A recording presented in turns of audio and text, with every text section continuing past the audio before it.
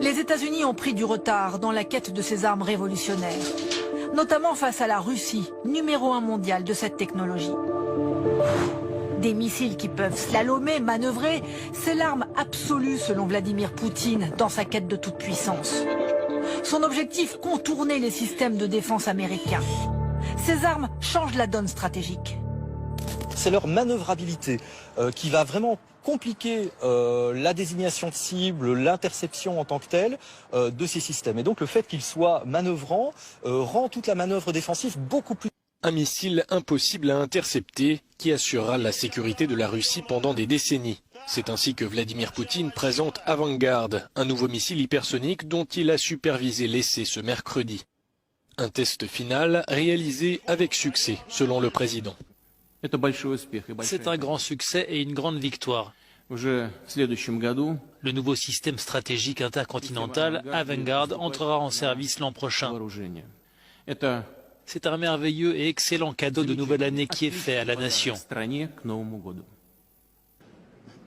Vladimir Poutine avait dévoilé cette arme stratégique lors d'un discours en mars dernier. Il avait assuré, infographie à l'appui, que le missile, capable d'atteindre 20 fois la vitesse du son, pouvait briser les systèmes de défense antiaérienne existants.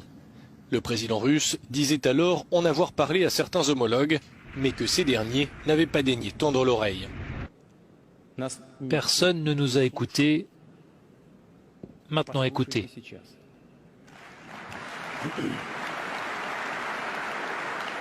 Et en la matière, la Russie a donc bel et bien un coup d'avance, tout comme la Chine sur les États-Unis. C'est le thème de notre enjeu de pouvoir ce soir avec Stéphanie Pérez. La Russie qui se vante de maîtriser une arme invincible. La Corée du Nord qui assure enchaîner les essais avec succès. Quand la Chine mènerait des tests dans la plus grande discrétion. Et les États-Unis qui essaient de rattraper leur retard. Enjeu de pouvoir sur cette menace du futur. Ces armes si rapides et indétectables qu'elles bouleversent la course mondiale aux armements.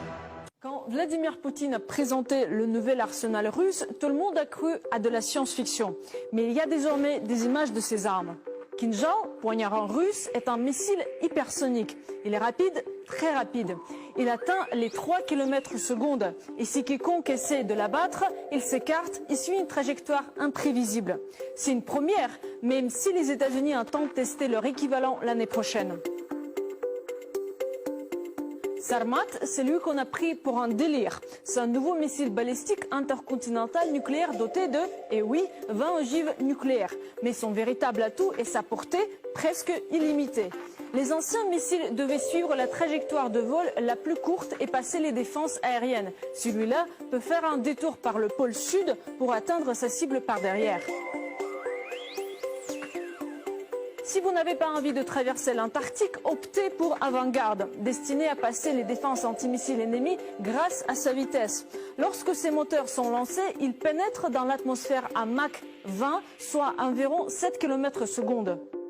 Propulsion nucléaire qui se déplace si profondément et rapidement qu'elle est en théorie invincible.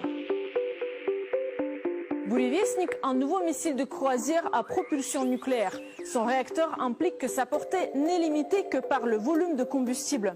Il peut rester en l'air et flotter jusqu'à ce qu'il y ait une occasion de frapper. Les lasers de combat ont toujours été le gadget de science-fiction par excellence, mais ils n'avaient jamais existé, jusqu'à aujourd'hui.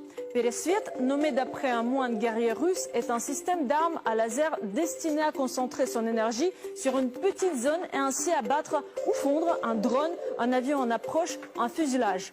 Pour le moment, c'est tout ce qu'on sait à son sujet. On peut se demander si c'est là la volonté d'imposer une nouvelle course aux armements. Est-ce que la Russie veut la guerre ? Non, dit Poutine. Il s'agit d'équilibre. Et l'équilibre signifie la paix. À l'époque de l'URSS existait la parité nucléaire entre la Russie et les États-Unis, la destruction mutuelle assurée. Puis, après l'effondrement de l'URSS, le temps a commencé son expansion et testé de nouvelles armes qui pouvaient détruire les armes nucléaires russes. Ce que Poutine a dévoilé, c'est la réponse de la Russie, le retour à l'égalité.